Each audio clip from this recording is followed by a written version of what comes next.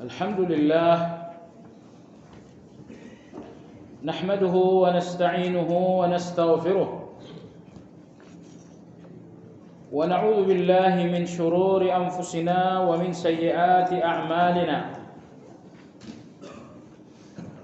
من يهد الله فلا مضل له ومن يضلل فلا هادي له وأشهد أن لا إله إلا الله وحده لا شريك له وأشهد أن محمدا عبده ورسوله لا نبي بعده اللهم صل وسلم على محمد وعلى آله وأصحابه ومن اتبعهم بإحسان إلى يوم الدين يا أيها الذين آمنوا اتقوا الله حق تقاته ولا تموتن إلا وأنتم مسلمون. Kaum muslimin wal muslimat rahimakumullah. Pekan lalu kita telah berbicara bahwa ada dua jenis tauhid dalam Islam. Pembagian dua kategori jenis tauhid ini tentu saja ijtihad. Anda boleh mengingkari pembagiannya, tapi Anda nggak boleh mengingkari hakikatnya. Misalnya Anda boleh mengatakan saya nggak mau dengan tauhid ilmi, tapi Anda wajib menerima hakikat dari tauhid ilmi itu. Sehingga orang-orang yang menolak kategorisasi tauhid ini sebetulnya hanya sikap yang tidak baik. Dia menolak kategorisasinya, tapi dia menerima hakikatnya. Itu kan gak masuk akal juga. Dua jenis tauhid yang telah dibicarakan pekan lalu. Pertama adalah tauhid ilmi, yaitu keesaan Allah yang berada dalam keyakinan dan ilmu. Jadi ada keesaan-keesaan Allah yang hanya bersifat ilmu dan keyakinan. Lalu tauhid yang kedua adalah tauhid amali. Itu lebih mudah. Istilah amali lebih mudah. Di sini Imam Ibnu Qayyim menyebutnya dengan al-qasdi al-iradi. Enggak beda, cuman beda istilah saja. Tauhid yang kedua adalah tauhid yang bersifat amal. Jadi ada tauhid yang bersifat ilmu dan ada tauhid yang bersifat amal. Pekan lalu kita sampaikan bahwa tauhid yang bersifat ilmu ada dua. Yang pertama adalah rububiyah, yang kedua adalah asma wa sifat. Karena rububiyah Allah, bahwa Allah menciptakan manusia, bahwa Allah memberikan rezeki kepada manusia, ini semuanya tidak ada hubungannya dengan amal. Hanya berhubungan dengan ilmu dan keyakinan. Anda wajib yakin Allah ciptakan manusia. Anda wajib yakin Allah mengatur kehidupan manusia. Semua keesaan-keesaan Allah sebatas keyakinan dinamakan tauhid ilmu. Dan tauhid ilmu atau ilmi ini dua. Pertama rububiyah. Anda wajib ilmu, Anda wajib yakin Allah menurunkan hujan. Anda wajib berilmu dan tahu serta yakin bahwa Allah Subhanahu wa taala memberi keselamatan. Nah, lalu tauhid yang kedua adalah tauhid amal. Tauhid amal adalah keesaan Allah yang memang harus menjadi amal. Contohnya, Anda bertawakal kepada Allah. Contohnya Anda berdoa kepada Allah. Bukankah tawakal itu adalah tauhid? Karena harus dilakukan untuk Allah saja? Iya. Namun tawakal ini adalah tauhid dalam bentuk amal. Berdoa adalah tauhid dalam bentuk amal. Menyembelih binatang dengan nama Allah adalah tauhid dalam bentuk amal. Sujud adalah tauhid dalam bentuk amal. Ini dinamakan dengan tauhid amal. Pembahasan hari ini sedikit lebih susah. Kalau ada kopi mending minum kopi dulu. Ini agak susah. Masih pada halaman 47. Sekedar tambahan, pekan lalu Nabi kita menggandengkan selalu dalam salat sunnah surat Al-Kafirun dan karena surat Al-Kafirun adalah tauhid amal atau tauhid ilmu? Tauhid amal. Tetapi surat Al-Ikhlas adalah tauhid ilmu. Dalam surat Al-Ikhlas itu tidak ada yang bersifat amal. Semuanya bersifat ilmu. Anda wajib tahu bahwa Allah Esa. Anda wajib tahu bahwa Allah tempat menggantungkan segala-galanya. Anda wajib tahu bahwa Allah tidak beranak dan tidak diperanakkan. Anda wajib tahu bahwa tidak ada satupun yang sama dengan Allah. Semua kandungan surat Al-Ikhlas hanya wajib tahu, tapi tidak ada di sini instruksi untuk amal. Maka surat Al-Ikhlas ini dinamakan tauhid ilmu. Tetapi surat Al-Kafirun di sini terdapat instruksi untuk beramal kepada Allah di atas tauhid. La a'budu ma ta'budu. Aku tidak akan beribadah seperti ibadah kepada yang kalian ibadahi. Nah, di sini ada amal. Maka Al-Kafirun adalah tauhid amal, Al-Ikhlas adalah tauhid ilmu.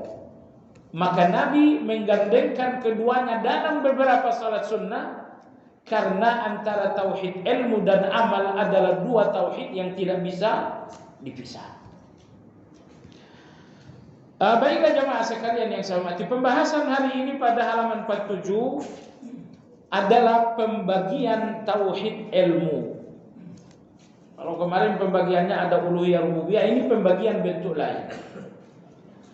Ataupun bentuk dari tauhid ilmu. Kalau kemarin pembagian, sekarang bentuknya. Alhamdulillah saya sudah baca, Anda tinggal mendengar. Ya.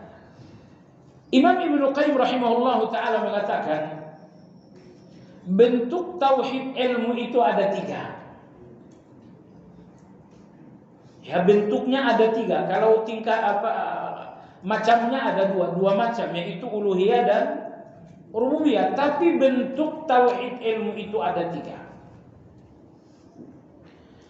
Bentuk tauhid ilmu yang pertama, meyakini bahwa Allah memiliki segala sifat kesempurnaan. Orang-orang yang tidak menetapkan sifat sempurna bagi Allah, ataupun orang-orang yang menetapkan sebagian sifat sempurna bagi Allah, tapi sebagian lagi tidak dinamakan bertauhid secara ilmu. Misalnya ada satu aliran sesat yang bernama Jahmiyah. Mereka mengatakan, saya nggak percaya Allah itu punya nama Ar-Rahman. Saya juga nggak percaya Allah itu memiliki nama Ar-Rahim. Ar-Rahman dan Ar-Rahim, dua nama Allah yang mengandung sifat rahmat. Jadi golongan Jahmiyah ini tidak mau mengakui adanya sifat bagi Allah. Mereka bahkan tidak mau pula mengakui adanya nama bagi Allah. Kalau Anda bertanya, apakah Anda yakin Allah Maha mengetahui? Kata dia, tidak. Apakah kamu mau mengakui bahwa Allah Maha melihat?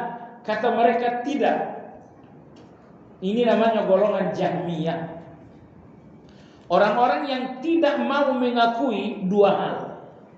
Allah punya nama, Allah punya sifat. Sehingga menurut mereka, Allah itu Tuhan tanpa nama, Tuhan tanpa sifat. Ini golongan Jahmiyah. Dosis sesatnya sedikit lebih rendah adalah orang Mu'tazilah.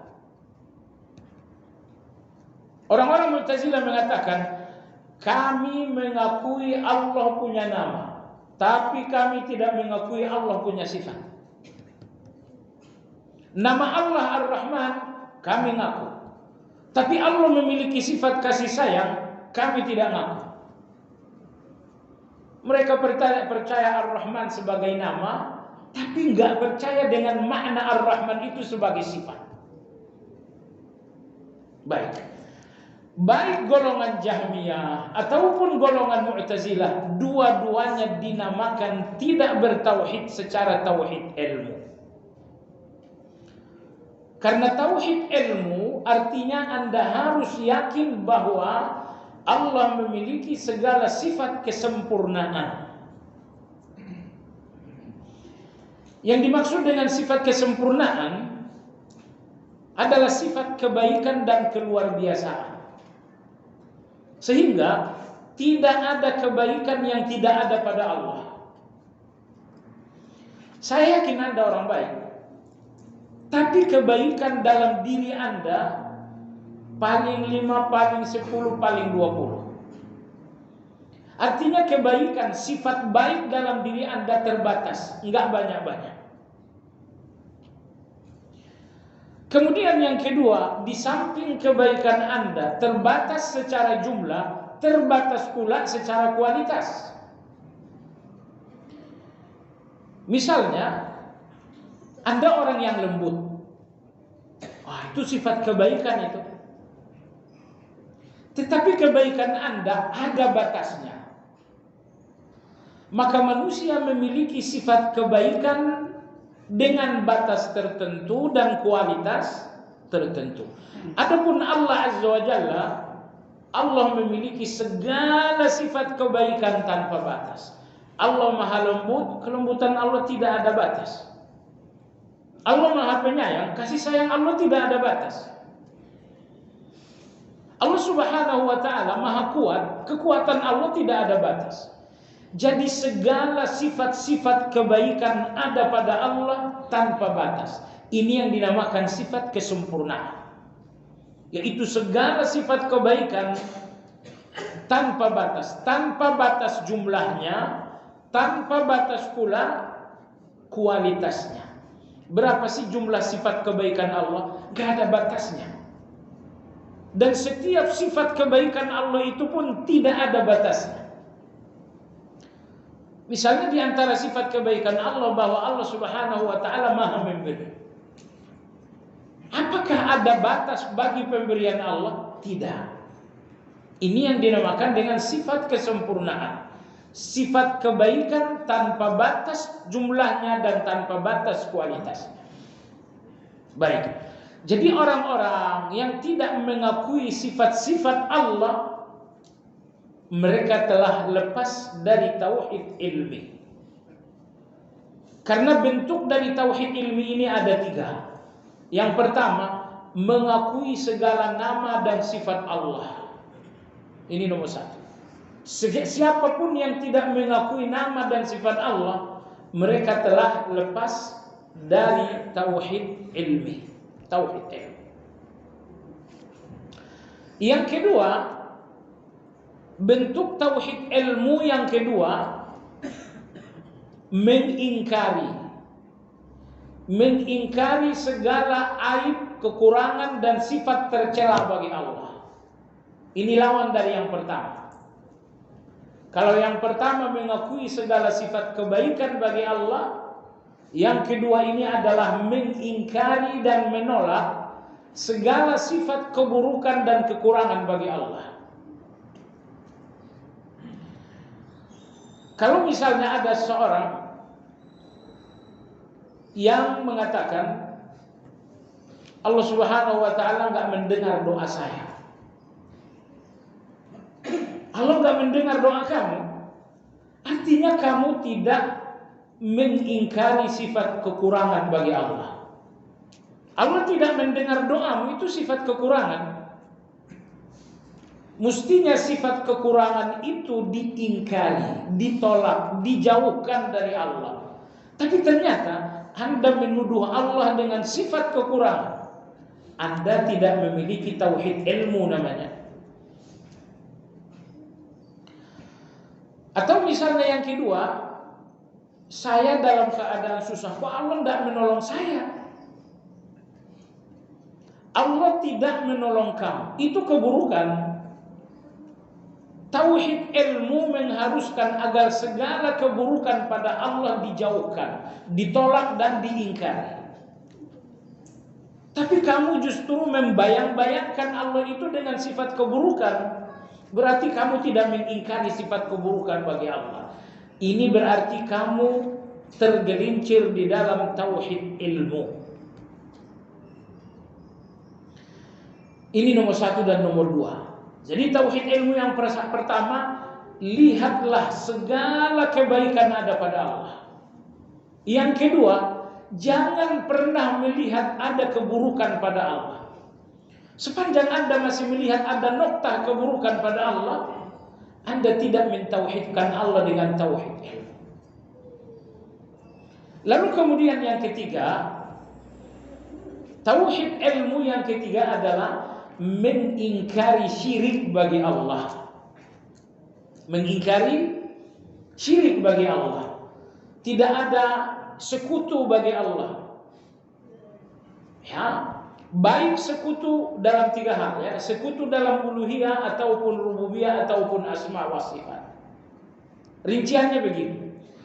Syirik itu, apa arti syirik? Menyamakan. Maka kalau ada 2 orang yang bersekutu, karena di antara mereka ada kesamaan, tidak mungkin saya dan Anda berserikat kecuali memang ada kesamaan. Misalnya Anda punya uang besar dan saya punya skill untuk melakukan pengelolaan bisnis. Lalu kita kerjasama. Anda invest, lalu saya pengelola. Di mana kerjasamanya? Karena sama-sama menginginkan untung. Jadi tidak ada serikat kalau tidak ada kesamaan. Maka hakikat dari syirik adalah mempersamakan. Jadi Allah itu tidak boleh disama-samakan, dan siapapun pun tidak boleh disama-samakan dengan Allah. Saya kira Anda tahu bahwa syirik mempersamakan ini ada 3. Menyamakan Allah dengan manusia. Itu yang dilakukan orang Yahudi. Orang Yahudi mengatakan Allah itu pelit. Yadullahi maghlula. Orang Yahudi mengatakan Allah itu miskin. Buktinya nih orang miskin gak dikasih makan oleh Allah karena Allah miskin juga. Kita yang kaya karena kita yang memberi makan. Mensifati Allah dengan sifat manusia. Kebalikan Yahudi adalah Nasrani. Mensifati manusia dengan sifat Allah. Nabi Isa itu manusia, tetapi oleh orang-orang Nasrani disifati dengan sifat Allah. Lalu yang ketiga adalah menyamai Allah. Ini syiriknya Fir'aun. Fir'aun itu tidak menyamakan Allah dengan manusia, tidak juga menyamakan manusia dengan Allah, tapi dia sendiri yang menyamai Allah. Menurut Anda jemaah sekalian, dari 3 syirik ini mana yang paling buruk? Syirik Yahudi menyamakan Allah dengan manusia, atau syirik Nasrani menyamakan manusia dengan Allah, atau syirik yang ketiga menyamai Allah? Mana yang paling buruk? Nah, sekarang masih ada nggak tak syirik yang ketiga ini? Ada tidak? Banyak. Anda dan saya salah satunya. Masalahnya sadar atau tidak, itu saja. Hakikat mempersamakan itu kan bersifat. Kalau Anda bersifat dengan sifat Allah, itu artinya Anda mensejajarkan diri dengan Allah. Itu syirik. Allah maha mutakabbir, Allah maha sombong. Dan Anda ternyata nyoba sombong juga.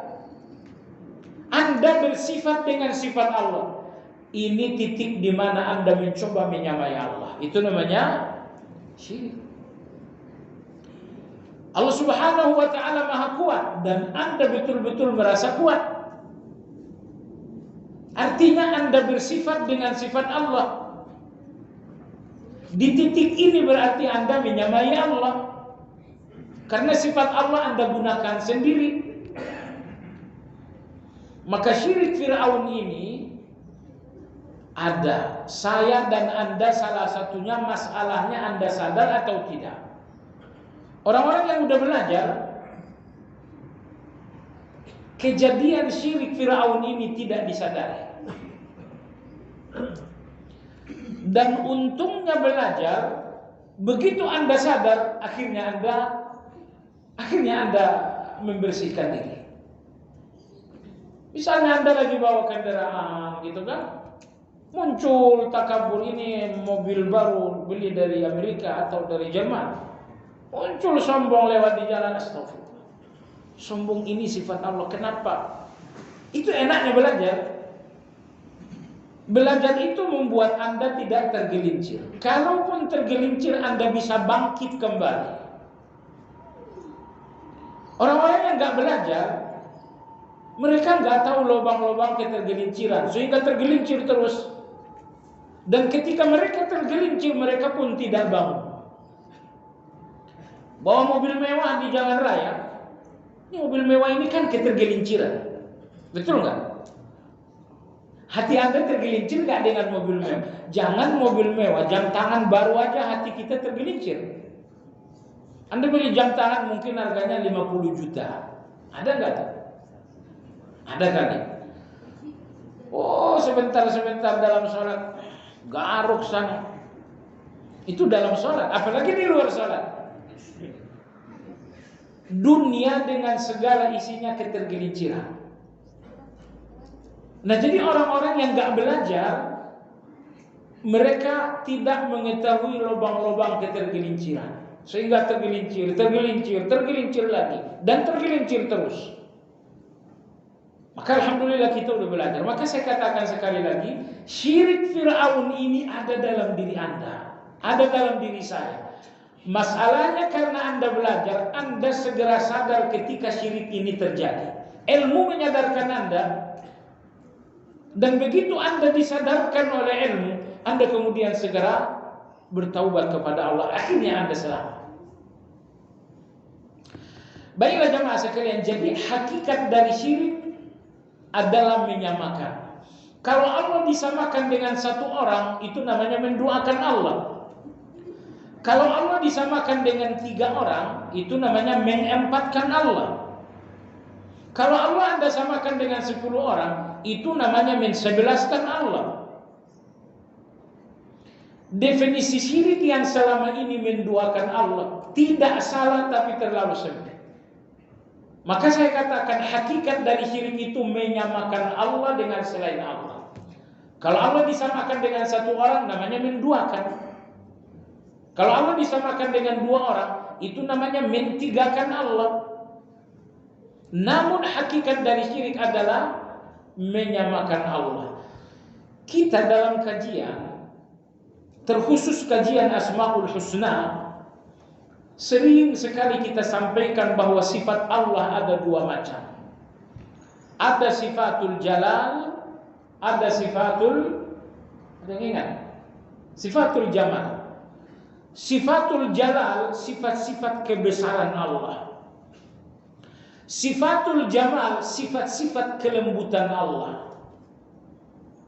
Semua sifat-sifat Allah yang jalal, sifat kebesaran Allah, tidak boleh ada dalam diri Anda walaupun sebesar debu. Semua sifat-sifat kebesaran Allah tidak boleh ada dalam diri Anda walaupun sebesar debu. Allah maha sombong.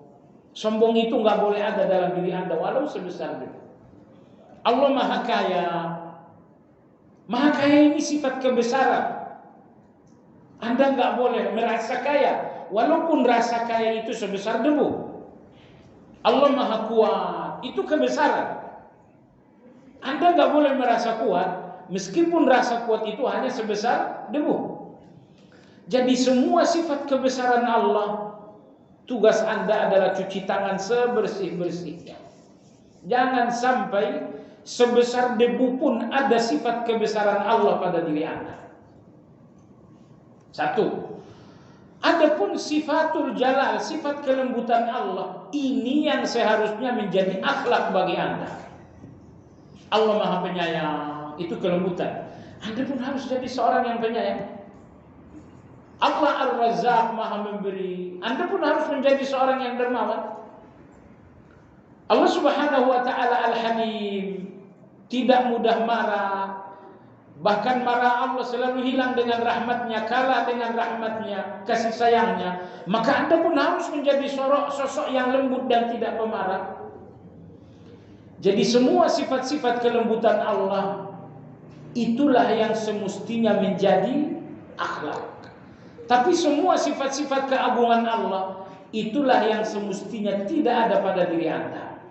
Nah, kembali kepada syirik ini, ketika sifat-sifat kebesaran Allah masih ada dalam diri Anda, berarti debu-debu syirik masih ada dalam diri Anda.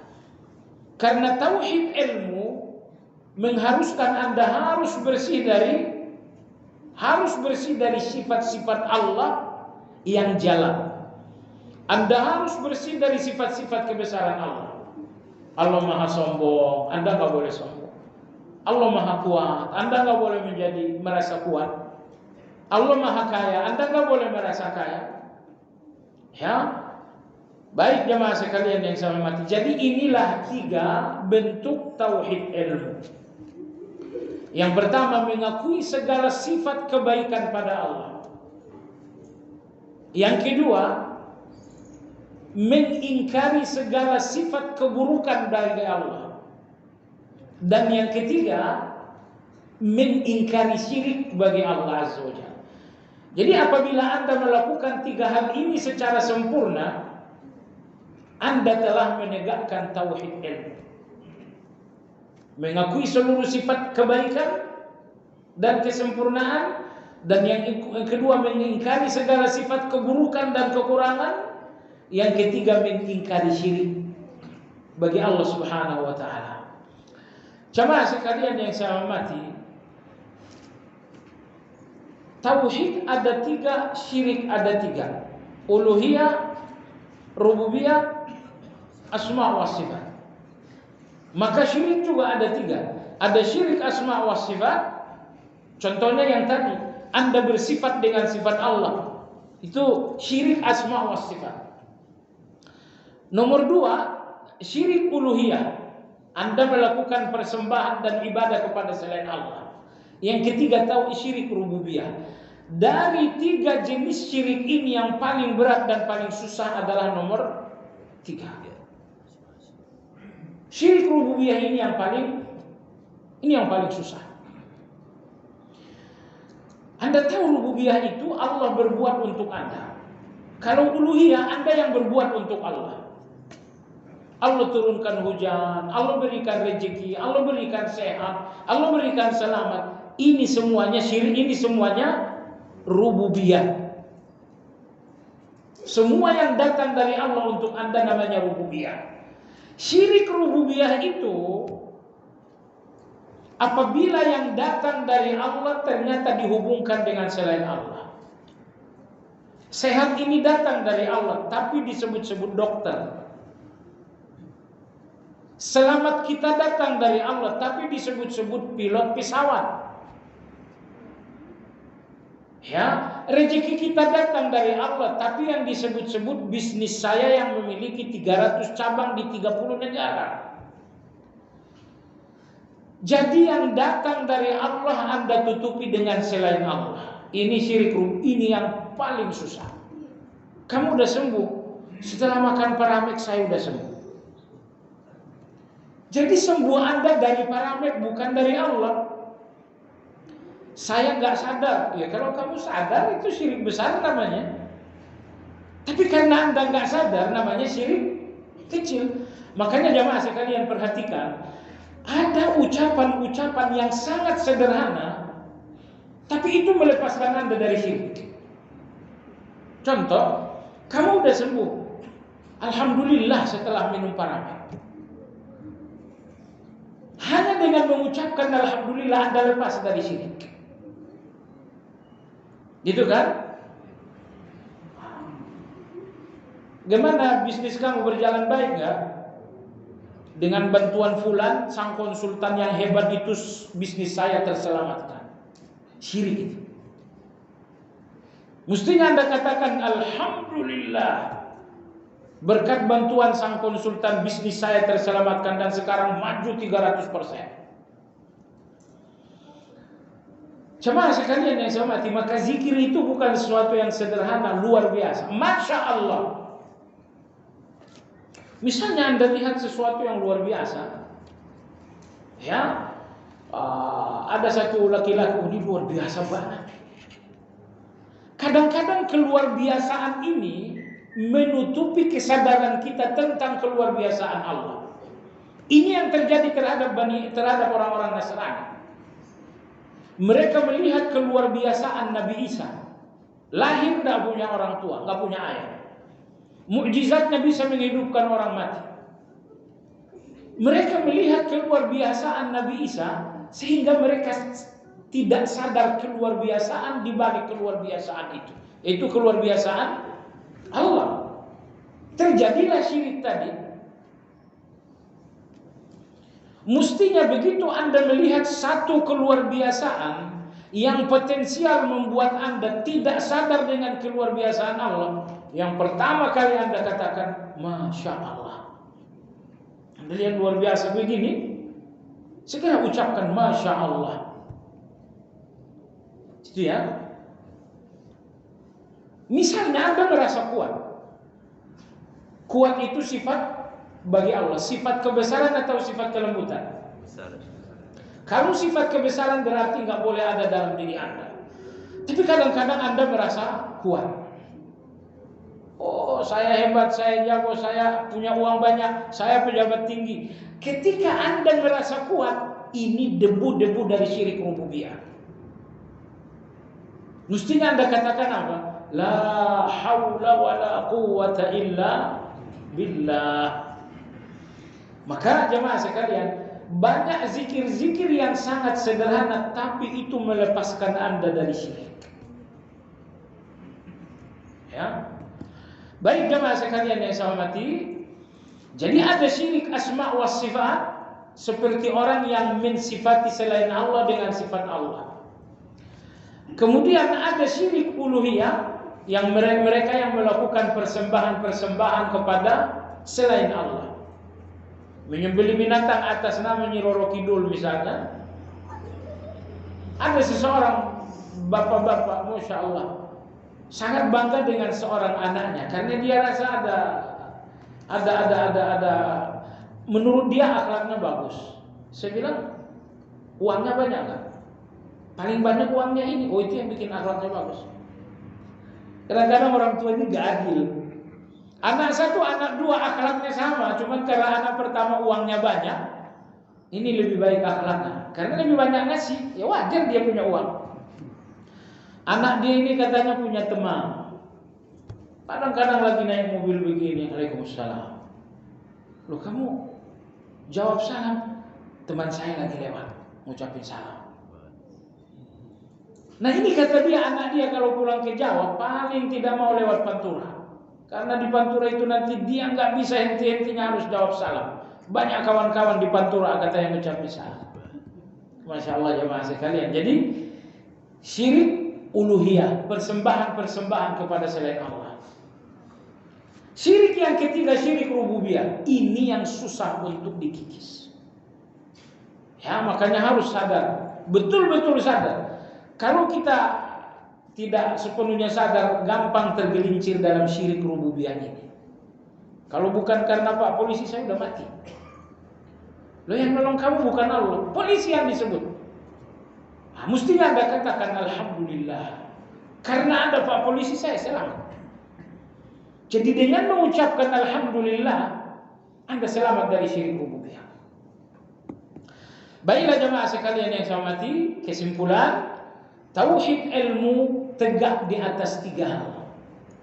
Pertama, keyakinan Anda bahwa Allah memiliki segala sifat kebaikan. Yang kedua, keyakinan Anda bahwa Allah bersih dan suci dari segala keburukan. Yang ketiga, keyakinan Anda bahwa Allah suci dan bersih dari syirik. Gini ya. Baik. Agar 3 tauhid ilmu ini kokoh dalam hati Anda, 3 tauhid ilmu ini agar kokoh dalam hati Anda, ternyata 3 tauhid ilmu ini adalah zikir Anda setiap pagi dan petang. Bahkan zikir Anda pula dalam rukuk dan sujud. Dalam pagi petang Anda bacakan subhanallah wa bihamdi. Berapa kali pagi? Berapa kali sore? 100 juga. Subhanallah, maha suci Allah. Maha suci Allah dari 2 hal. Dari sifat keburukan dan dari syirik. Wa bihamdihi, terpuji Allah. Terpuji Allah dengan 1 hal. Yaitu apa? Segala sifat kebaikan. Kan tadi tauhid ilmu itu 3. Tauhid ilmu yang pertama, mengakui Allah memiliki segala kebaikan. Ini wa bihamdihi. Tauhid ilmu yang kedua, memahasucikan Allah dari segala keburukan. Tauhid ilmu yang ketiga, memahasucikan Allah dari syirik. 2 kemahasucian Allah ini subhanallah atau subhanallah itu maha suci Allah dari 2 hal. Dari keburukan dan dari syirik. Wa bihamdihi, terpuji Allah dengan 1 hal. Apa itu? Segala kebaikan ada pada Allah. Makanya perlahan-lahan saja kalau sujud, subhanakallahumma, ya Allah, Engkau maha suci dari segala keburukan dan dari segala syirik. Engkau maha suci dari keburukan dalam diriku. Engkau maha suci dari syirik dalam diriku. Engkau maha suci dari keburukan manusia dan dari syirik manusia. Subhanakallahumma wa bihamdika, terpujilah Engkau ya Allah. Terpujilah Engkau dengan segala kebaikan. Terpujilah Engkau dengan segala kebaikan. Jadi maha sucikan Allah dari 2 hal, lalu puji Allah dengan 1 hal. Maha sucikan Allah dari segala keburukan, kemudian maha sucikan Allah dari segala syirik, kemudian puji dan sanjung Allah dengan 1 hal, bahwa Allah memiliki segala kebaikan. Ingat jamaah sekalian, tauhid ilmu tidak tegak kecuali dengan 3 hal ini. Sekiranya Anda memuji Allah dengan segala kebaikan, tetapi Anda tidak memahasucikan Allah dari keburukan, tauhid ilmu Anda rusak. Tauhid ilmu Anda miring. Atau misalnya Anda memahasucikan Allah dari keburukan dan dari syirik, tapi Anda tidak memuji Allah dengan segala kebaikan, tauhid ilmu Anda pun kacau. Jadi tauhid ilmu itu hanya tegak dengan 3 hal.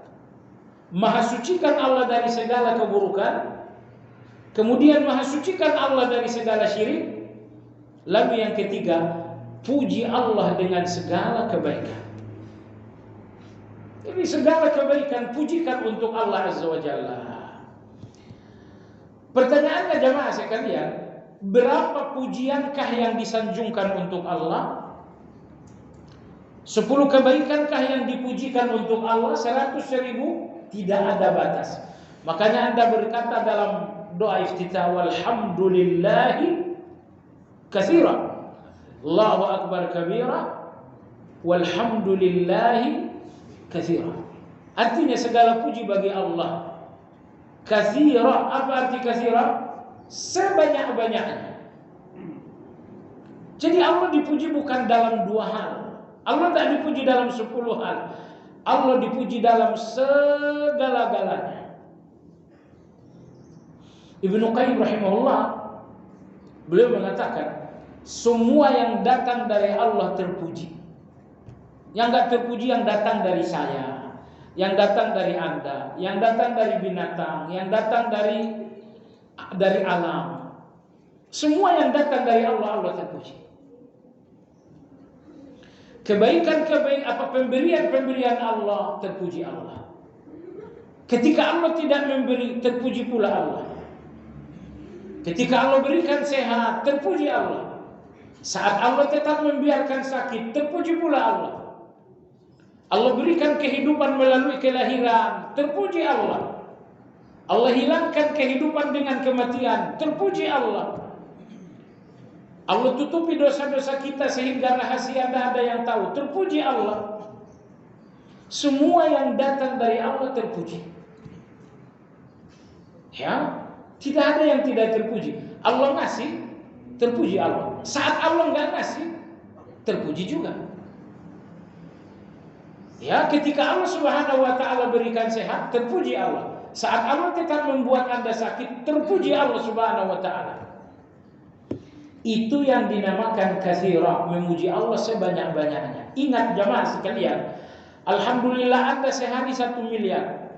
Misal, tapi Anda hanya memuji Allah dalam kebaikan dan tidak memuji Allah dalam keburukan, pujian Anda sedikit.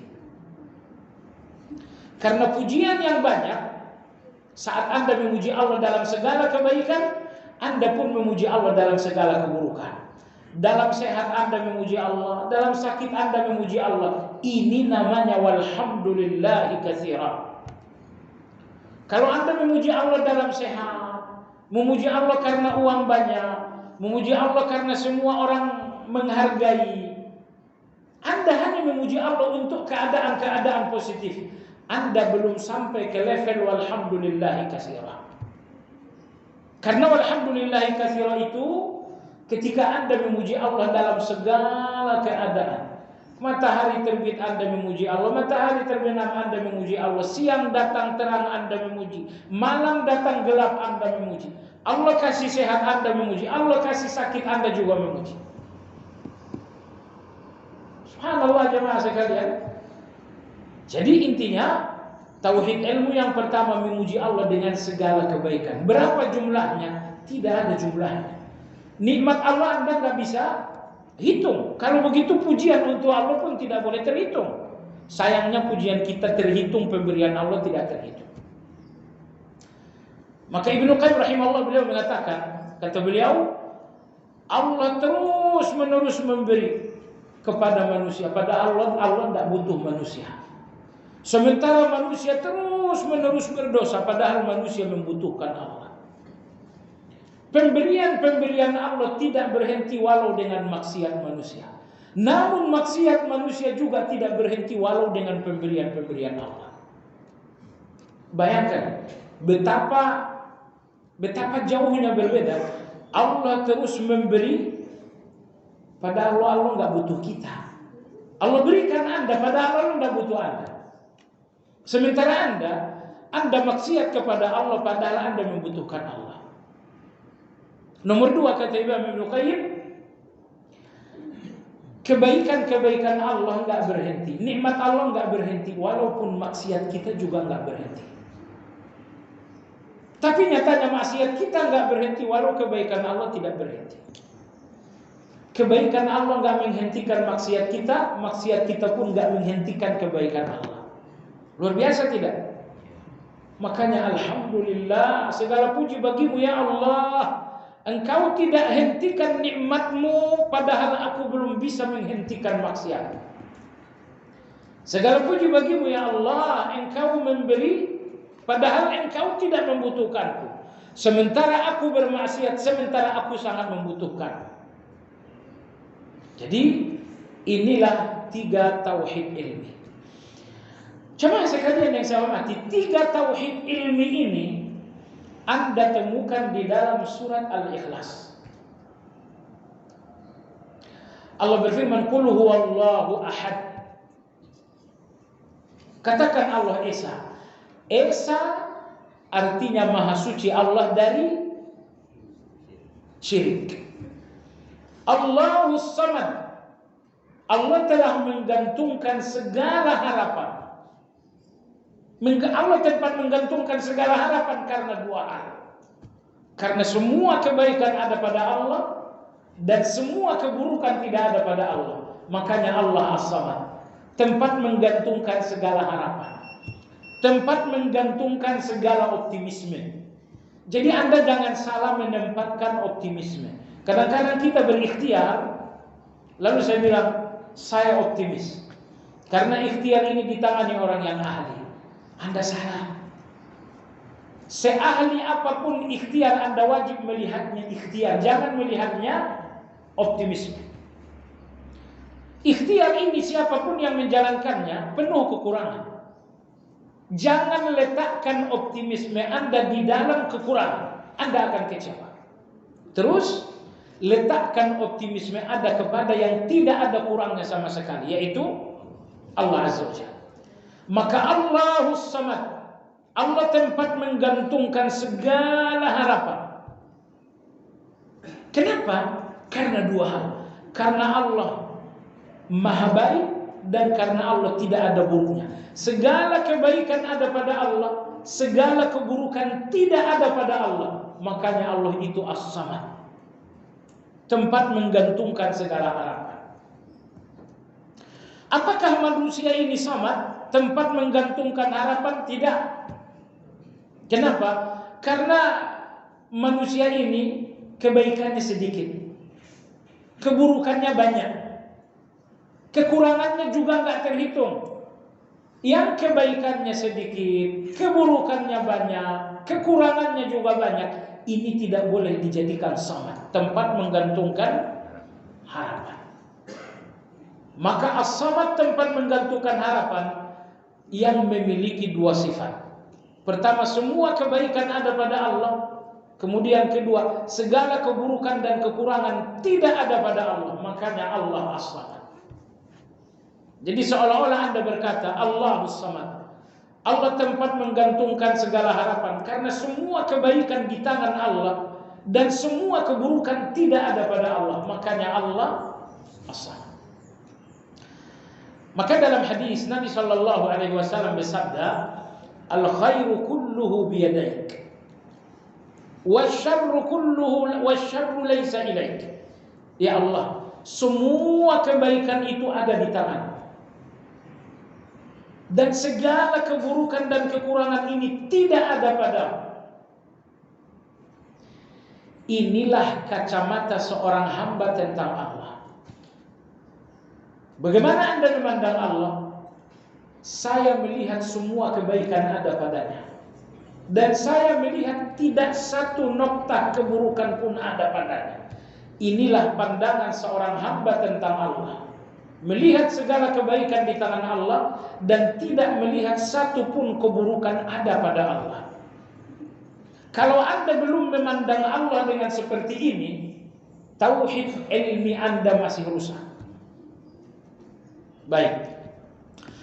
Coba sekalian yang saya hormati, syuruk sudah masuk, tapi biasanya mentok jam 6. Baik. Apa hubungan kajian Ibnu Qayyim Tauhid Ilmi dengan Al-Fatihah? Ibnu Qayyim mengatakan Al-Fatihah berbicara tentang Tauhid Ilmi dengan dua konsep, dengan dua bentuk. Pertama, Al-Fatihah berbicara tentang Tauhid Ilmi dengan pembicaraan global. Dan yang kedua, Fatihah pun berbicara tentang Tauhid Ilmu dengan pembicaraan yang spesifik. Baik, yang pertama, Al-Quran bicara, Fatihah bicara Tauhid Ilmu dengan pembicaraan global. Mana itu? Itulah firman Allah yang berbunyi Alhamdulillah. Segala puji bagi Allah. Alhamdulillahirabbil alamin. Segala puji bagi Allah.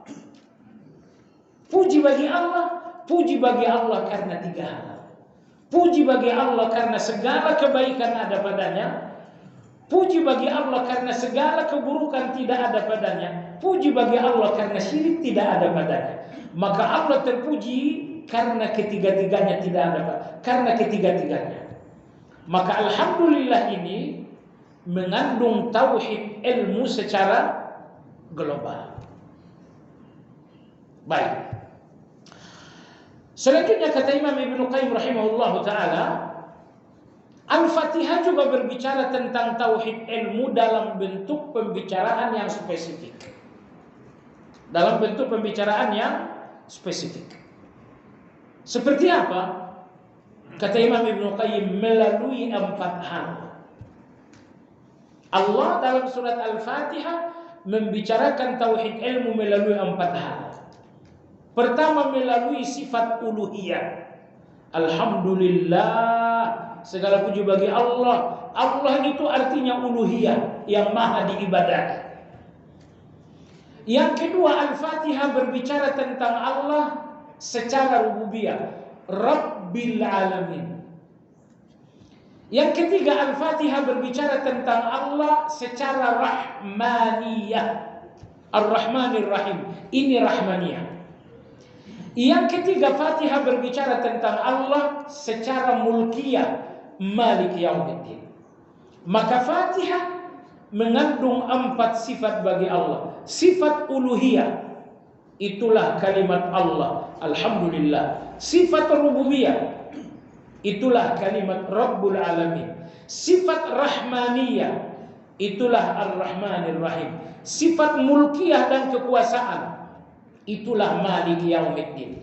Inilah 4 sifat Allah dalam surat Al-Fatihah. Kata Imam Ibnu Qayyim, semua sifat Allah berapapun jumlahnya kembali kepada 4 sifat ini. Semua sifat Allah, entah 99, entah 100, entah 1000, yang jelas sifat Allah itu tiada batas. Semua sifat Allah yang tiada batas ini kembali kepada 4. Ada sifat Allah yang kembali kepada uluhiyah, yaitu Allah. Ada sifat Allah yang kembali kepada rububiyah. Ada sifat-sifat Allah yang kembali kepada rahmaniyah.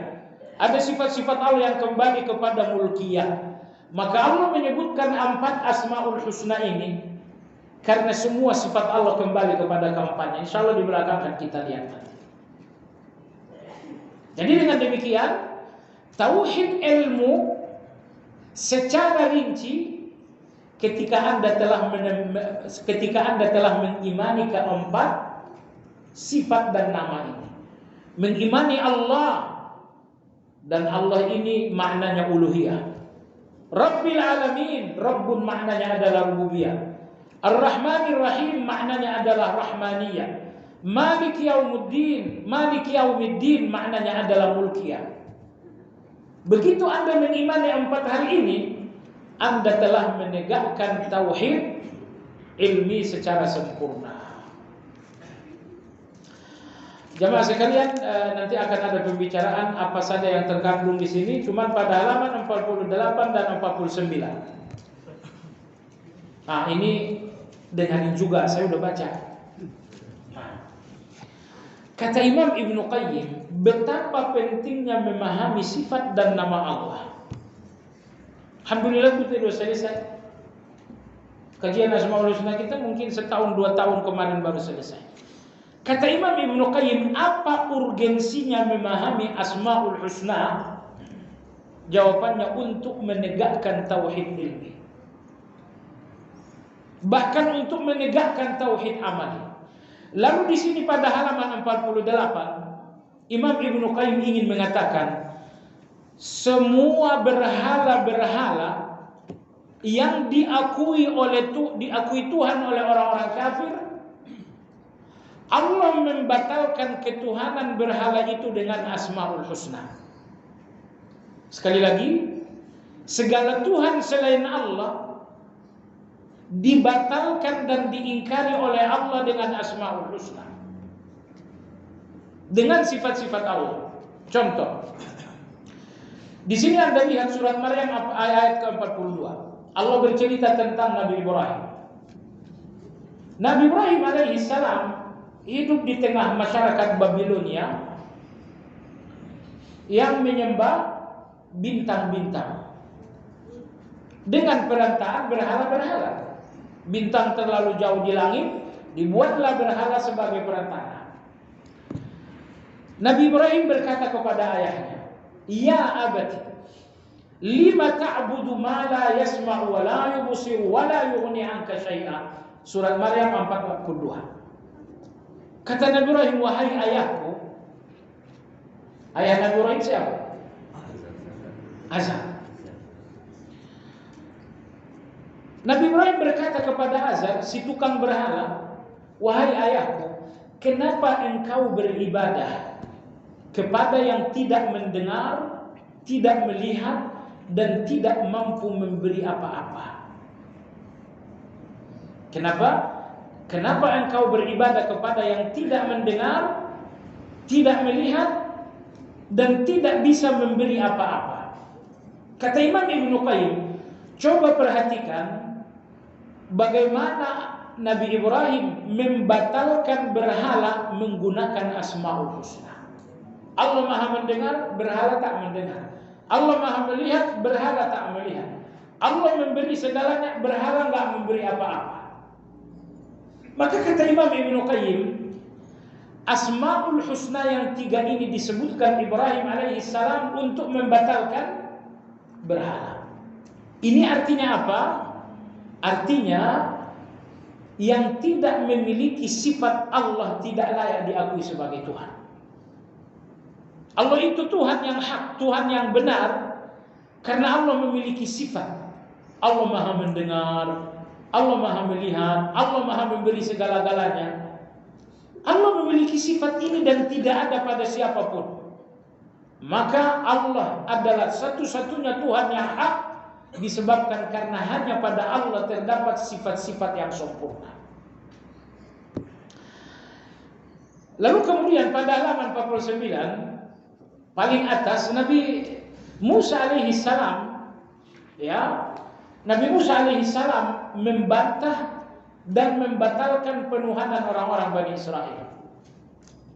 Anda tahu jemaah sekalian, sewaktu Nabi Musa melewati lautan dalam pengejaran Firaun, sewaktu mereka melewati lautan yang dikeringkan oleh Allah beberapa saat, umat-umat mengatakan, "Wahai Musa, kita ingin kitab suci." Nabi Musa alaihissalam, "Insya Allah nanti setelah kita selesai lepas dari pengejaran ini, lepas dari laut, saya akan munajat dengan Allah untuk mendapatkan kitab suci."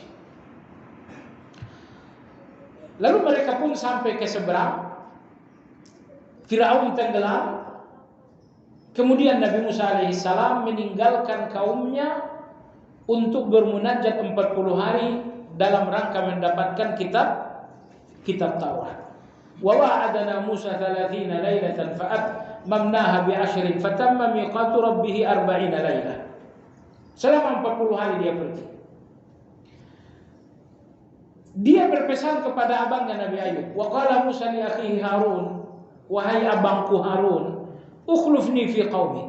Aku titip kaum ini kepadamu, jangan ada yang jatuh kepada sini. Apa yang terjadi jamaah sekalian? Wattakhadha qaumu Musa min ba'dihi min huliyihim ijlan jasadan lahu khuwat. Hanya 40 hari saja ditinggal oleh Nabi Musa, ternyata umat ini tidak sabar di atas tauhid. Mereka kemudian menyembah patung sapi yang terbuat dari emas. Cuman patung sapi ini didesain dengan lubang-lubang tertentu, sehingga kalau angin bertiup, patung sapi ini mengeluarkan suara sapi beneran. Bani Israel ini patung sapi luar biasa. Angin bertiup, suaranya luar biasa lagi. Akhirnya mereka menyembah patung sapi tersebut.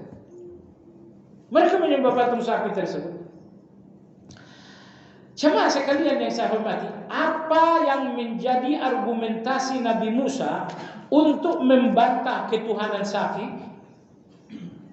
Nabi Musa alaihissalam mengatakan, "Alam yarau annahu la yukallimuhum wa la yahdihim sabila." Apakah mereka ini tidak sadar bahwa sapi ini tidak bisa melihat? Sapi ini pun tidak bisa memberikan hidayah kepada mereka. Sapi tidak melihat berarti sapi tidak punya Asmaul Husna. Sapi tidak melihat berarti sapi tidak memiliki sifat seperti sifat Allah. Wala yahdihim sabila. Sapi ini pun tidak bisa memberikan mereka hidayah. Jadi lagi-lagi di sini Anda lihat, Allah membatalkan status Tuhan sapi karena sapi ini tidak memiliki Asmaul Husna. Dia tidak maha mendengar, dia tidak maha memberi hidayah. Maka Imam Ibnu Qayyim rahimahullah mengatakan, Allah membatalkan semua Tuhan selain Allah menggunakan Asmaul Husna, menggunakan sifat-sifat Allah Subhanahu wa taala. Nah, itu pentingnya Asmaul Husna ini. Itu pentingnya sifat-sifat Allah. Maka Ibnu Qayyim rahimahullah mengatakan, nama-nama Allah, sifat-sifat Allah ini adalah tauhid ilmi. Dengan tauhid ilmi yang terkandung dalam nama dan sifat Allah, nabi-nabi membatalkan Tuhan-Tuhan syirik. Jemaah sekalian yang saya hormati, pada halaman 50 di bawah gitu ya, di bawah, oleh karena itu di sini Imam Ibnu Qayyim mengatakan, oleh karena pentingnya Asmaul Husna dan sifat Allah, kata Imam Ibnu Qayyim, sejumlah ulama menulis kitab tentang Asmaul Husna, sejumlah ulama menulis kitab tentang sifat-sifat Allah. Mereka tidak menamainya dengan Asmaul Husna. Misalnya seorang ulama menulis kitab Asmaul Husna, kitab apa namanya? Dia menamainya Kitabut Tauhid. Ada juga ulama-ulama yang menulis kitab tentang sifat-sifat Allah. Dia tidak menamainya dengan kitab sifat, tapi dia menyamakannya Kitabut Tauhid. Pertanyaannya, kata Ibnu Qayyim, kenapa sejumlah nama yang ditulis untuk bicara Asmaul Husna ternyata judulnya adalah Kitabut Tauhid? Karena Asmaul Husna dan sifat-sifat Allah adalah tauhid ilmu. Karena nama-nama Allah dan sifat-sifat Allah adalah tauhid ilmu, makanya banyak ulama yang menulis Asmaul Husna tetapi judul bukunya adalah Kitabut Tauhid, padahal kandungannya Asmaul Husna. Kenapa demikian? Karena Asmaul Husna ini adalah tauhid ilmu.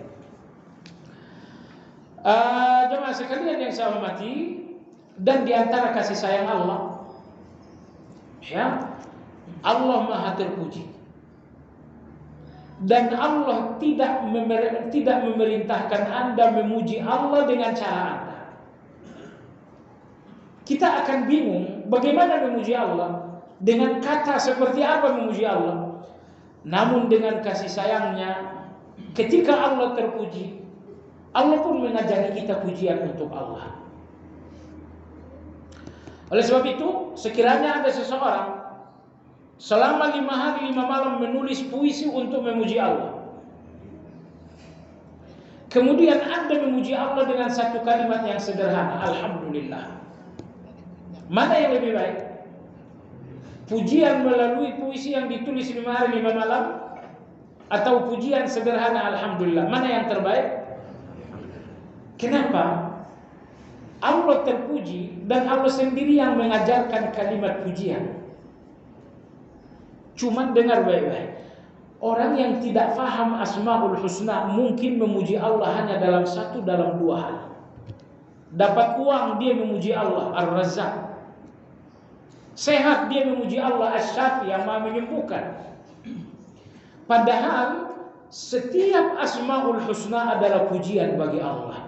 Ar-Rahman, pujian bagi Allah. Ar-Rahim, pujian bagi Allah. Al-Malik, pujian bagi Allah. Al-Quddus, pujian bagi Allah. As-Salam, pujian bagi Allah. Al-Aziz, Al-Jabbar, Al-Mutakabbir, Al-Khaliq, Al-Bari, Al-Musawwir. Ini semuanya pujian bagi Allah. Kesimpulan, manusia yang paling sempurna memuji Allah adalah manusia yang paling memahami Asmaul Husna. Setiap Asmaul Husna adalah kata pujian yang diajarkan oleh Allah kepada kita.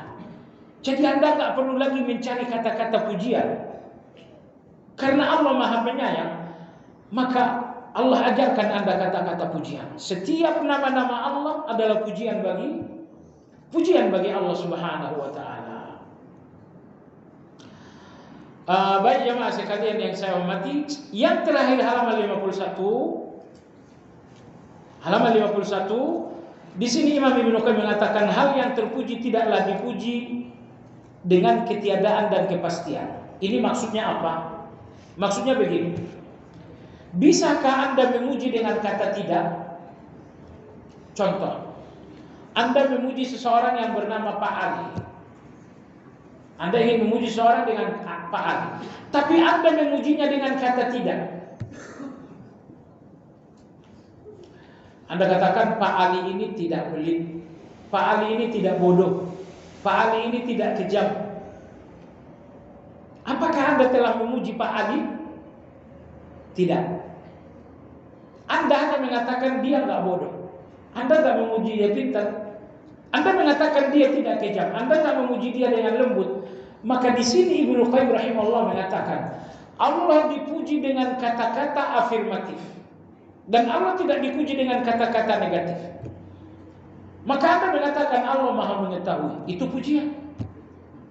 Tapi kalau Anda katakan Allah itu enggak bodoh, apakah itu pujian? Hah? Bukan. Anda mengatakan Allah itu Maha kuat, itu pujian itu. Tapi kalau Anda mengatakan Allah itu tidak lemah, apakah itu pujian? Nah, Anda mengatakan Allah Maha kaya, itu pujian. Tapi kalau Anda katakan Allah itu enggak miskin, apakah itu pujian? Ini yang ingin disimpulkan Imam Ibnu Qayyim. Pujilah Allah dengan sifatnya, dengan kata-kata pasti, dan jangan memuji Allah dengan kata-kata tidak. Ya, Allah itu tidak bodoh, Allah itu tidak miskin, Allah itu tidak kejam, Allah itu, Anda tidak memuji Allah. Ya, karena kata-kata tidak digunakan untuk memuji, kecuali dalam satu masalah. Apa itu? Ketika kata-kata tidak mengandung penetapan. Contoh, lam yalid wa lam yulad, tidak beranak, tidak diperanakkan. Ini pujian. Karena makna tidak beranak, tidak diperanakkan, maknanya Allahu Ahad. Sudah? Ketika Anda memuji dengan tidak, tapi ada maknanya yang bukan tidak, itu silakan. Allah tidak beranak, tidak diperanakkan, itu pujian. Karena makna tidak beranak dan tidak diperanakkan, maknanya adalah ahad. Atau misalnya, la ta'khudhuhu sinatun wa la naum. Allah tidak ngantuk, Allah tidak tidur. Pujian bukan? Pujian, karena maknanya Al-Hayyul Qayyum. Allah Maha hidup. Maha hidup. Iya, Allah Maha hidup tanpa ngantuk, tanpa tidur. Jadi aslinya Allah tidak dipuji dengan kata-kata tidak, kecuali kalau kata-kata tidak itu mengandung sifat. Allah tidak ngantuk, Allah tidak tidur, berarti Allah Maha hidup. Allah tidak beranak, tidak diperanakkan, berarti Allah Esa. Ketika kata-kata tidak itu mengandung sifat bagi Allah, maka dipuji Allah dengan kata tidak. Tapi kalau tidak ada, jangan. Nah, maka sekali lagi, pujian terbaik bagi Allah adalah memujinya dengan Asmaul Husna dan sifat. Jangan dengan kata-kata tidak. Jemaah sekalian yang saya hormati, pembahasan yang akan datang InsyaAllah halaman 63. Ada dua judul kita lewati. Halaman 63. Pembahasan pada halaman 63 ini, tadi dikatakan Ibnu Qayyim dalam Al-Fatihah ada 4 nama Allah. Allah mengandung uluhiyah, Rabbun mengandung rububiyah, Ar-Rahmanir Rahim mengandung rahmaniyah, Malik Yaumiddin mengandung mulkiyah. Nah, keempat Asmaul Husna inilah yang akan dibahas secara panjang lebar oleh Imam Ibnu Qayyim pada halaman 63. Dua judul sebelumnya kita lewati karena itu pembahasan mantik namanya, sehingga manfaatnya kecil, bahkan kemungkinan juga tidak difahami karena sekali lagi pembahasan mantik. Wallahu a'lam.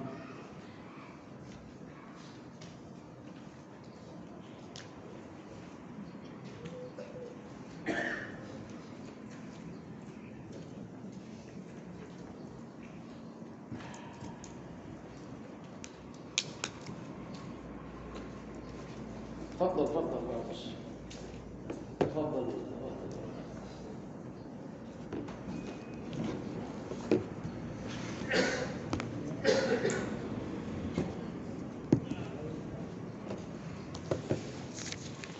Ya.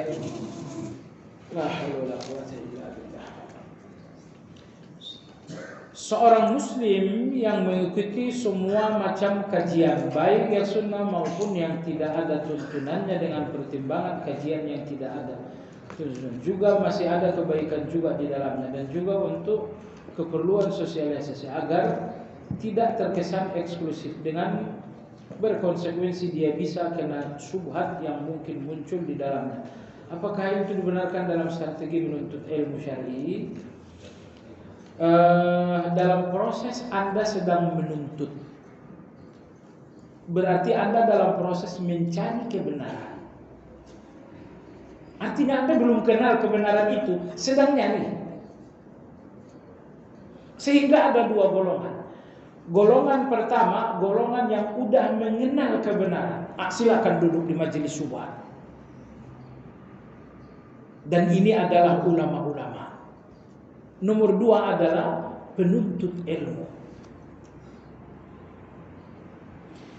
Lalu golongan yang kedua, ini kita nih yang golongan kedua. Kita dalam proses mencari kebenaran.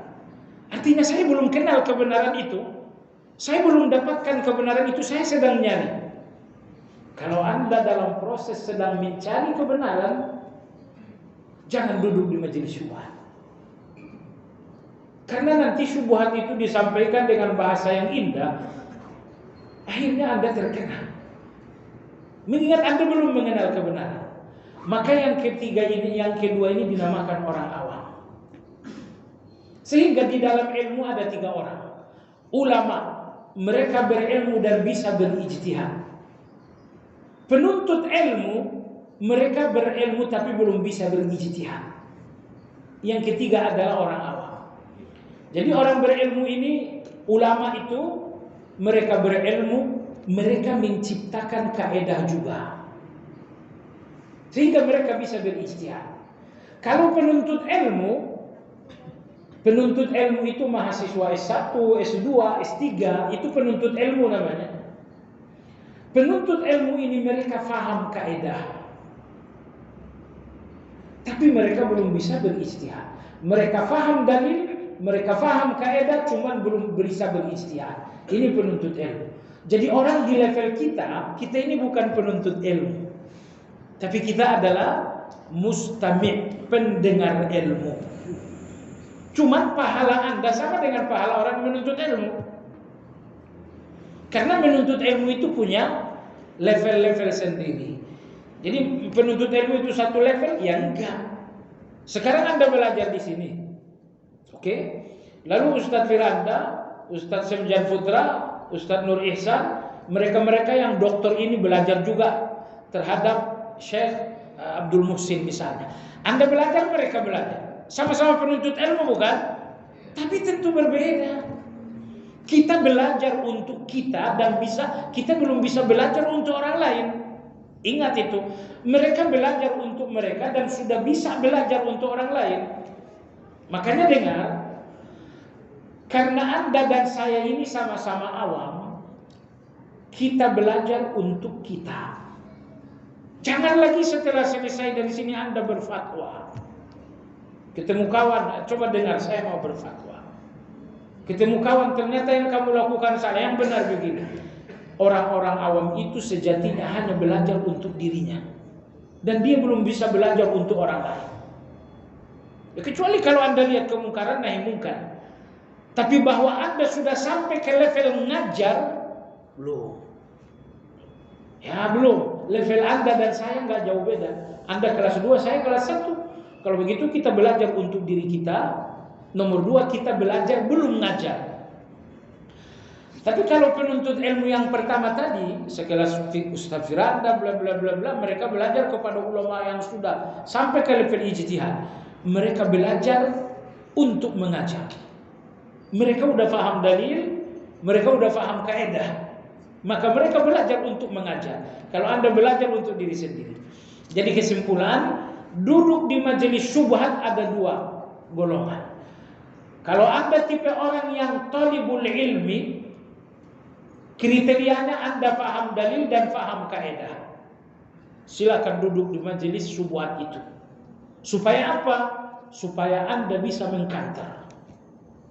Tapi kalau Anda adalah orang awam, dalam proses mencari kebenaran dan belum menemukannya, dalam proses mengenal kebenaran belum mengenalnya, dalam proses seperti itu jangan duduk di majelis syubhat. Karena majelis syubhat ini kata-katanya indah, akhirnya Anda hanyut, menghanyutkan syubhat itu, gitu ya. Kenapa menghanyutkan? Mereka pun pakai dalil, itu yang bikin kita hanyut. Cuman dengan penafsiran yang keliru. Anda kasih tahu antum. Kemarin saya di media sosial melihat ada seseorang ceramah. La ilaha illallah Muhammadur Rasulullah. Jadi dia ingin menafsirkan ini. Lalu dia mengatakan Allah itu adalah Allah. La ilaha illallah Muhammadur Rasulullah itu Nur Muhammad. Itu kacau. Yang diajarkan Muhammadur Rasulullah bagus yang diajarkan. Tapi penafsiran dari Muhammadur Rasulullah Nur Muhammad. Kita tahunya Muhammadur Rasulullah penafsirannya Muhammad utusan Allah. Itu penafsirannya. Tapi menurut dia tidak. Muhammadur Rasulullah itu Nur Muhammad. Nur Muhammad ini bersumber dari La ilaha illallah. Nah, bayangkan kalau orang awam duduk, yang dibahas Muhammadur Rasulullah, benar nggak tuh? Judulnya bagus nggak? Bagus. Tapi hasil dari pembahasan ini keliru. Baik jamaah sekalian, makanya nyari guru harus yang pasti, jangan yang masih belang-belang belum jelas. Enggak semua orang yang pintar bicara, pintar berpikir. Ya. Pengelompokan bahwa orang yang hanya bisa mendawamkan bacaan salat tahajud jika kurang dari 30 ayat dinyatakan orang yang lalai dan seterusnya. Itu apakah berdasarkan? Oh iya, itu hadis. Itu hadis riwayat Abu Dawud, disahihkan Syekh Albani. Yang salat malam dengan 10 ayat dia bukan orang lalai. Yang salat malam 30 ayat berarti dia ahli ibadah. Yang salat malam 1000 ayat berarti dia adalah orang yang kaya raya dengan amal saleh. Ini pengkategorian 3 tingkatan ini Nabi sendiri yang mengatakan. Hadisnya sahih. Jika orang yang biasa salat tahajud dengan bacaan kurang dari 30 ayat saja masih dinyatakan orang lalai, enggak. 10 ayat sudah enggak lalai. Di bawah 10 ayat ini yang lalai. 10 ayat itu kalau Anda witir 3 rakaat, rakaat pertama Anda baca Subbihisma rabbikal a'la. Subhis itu sudah 19 ayat. Tambah lagi Al-Kafirun, tambah lagi dengan surah Al-Ikhlas. Oke. Jalan keluar disebutkan ulama-ulama kita. Kalau ternyata saya nggak bisa sholat dengan 10 ayat, entah sakit entah apa, saya hanya bisa witir 1 rakaat membacakan Qul huwallahu ahad. Berarti cuma apa yang mesti saya lakukan supaya tidak termasuk orang lalai? Setelah itu ambil Al-Quran, baca Al-Quran lebih dari 10 ayat. Itu ditafsirkan sebagian ulama kita seperti itu. Adapun aslinya baca Al-Quran 10 ayat, 30 ayat, 1000 ayat dalam salat. Kalau mampu. Kalau tidak mampu, misalnya Anda baca 10 ayat, 3 rakaat. Tapi Anda ingin level yang ketiga, sempurnakan dengan membacakan 20 ayat lagi Al-Quran secara tilawah. Wallahu ta'ala a'lam. Demikian kajian kita. Oh iya, saya ingin tegaskan, dia ingin ngaji juga supaya nggak terkesan eksklusif.